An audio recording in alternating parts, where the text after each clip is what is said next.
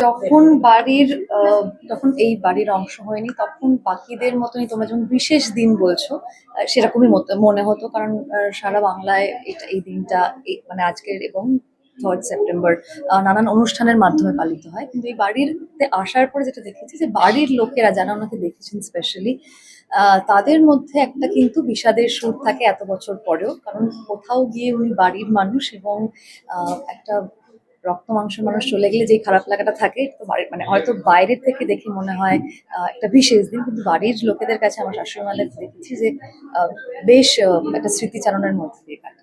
হ্যাঁ, অবশ্যই ও যেটা বলেছে ঠিকই একদম, মানে একটা দুঃখের সময় তো নিশ্চয়ই, মানে দুঃখের দিন তো অবভিয়াসলি, কিন্তু দুঃখটা বোধহয় উনি ভুলতে দিতে চান না, মানে মনে করাতে চান না, কারণ আমরা পুরো ভুলেই থাকি জিনিসটা, কারণ এত জায়গায় এত প্রোগ্রামস হয়, যার জন্য আমরা না মানে এত তাড়াহুড়োতে থাকি। সকাল থেকে উঠে দেখো না, আমরা সেজে গুজে এই গেলাম কেওড়াতলা, তারপর এখান থেকে বাড়ি, এখান থেকে আবার নন্দন, নন্দন থেকে আবার রবীন্দ্র সদন, মানে পরপর পরপর প্রোগ্রামস আছে, তাই জন্য ওই যে একটা, হ্যাঁ, রাত্রিবেলা যখন মানুষ একা থাকে তখন দুঃখটা বুঝতে পারে।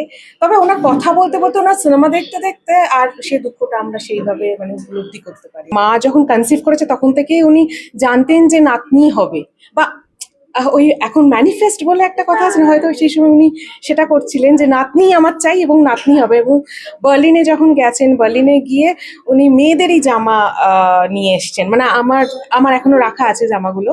কিন্তু প্রবলেমটা হচ্ছে যে এখন ছেলে মেয়ে দুজনে একই রকম জামা পরে, তখন কিন্তু মেয়েদেরই আলাদা জামা হতো এবং ছেলেদের আলাদা জামা পরানো হতো। সো ওই আর কি, মানে ওনাকে তো পাইনি ওনার ওই জিনিসগুলো তুমি তো নিয়ে, পেয়েছো তাও। মানে ওই যাই হোক, ওই আর কি।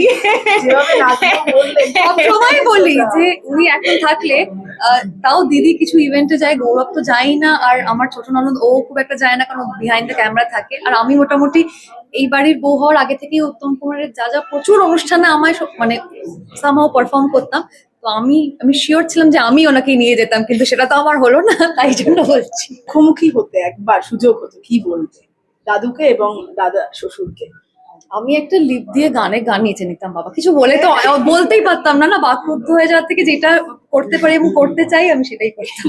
আর আর জানি না, মানে এখন না ওই ফিলিংসটা আমি বলতে পারবো না, কারণ এখন মানে ছোটবেলায় এরকম হতো যে দাদু তো মানে দাদু যেরকম হয়, লোকের দাদু যেরকম হয়, আমার দাদু ওরকম।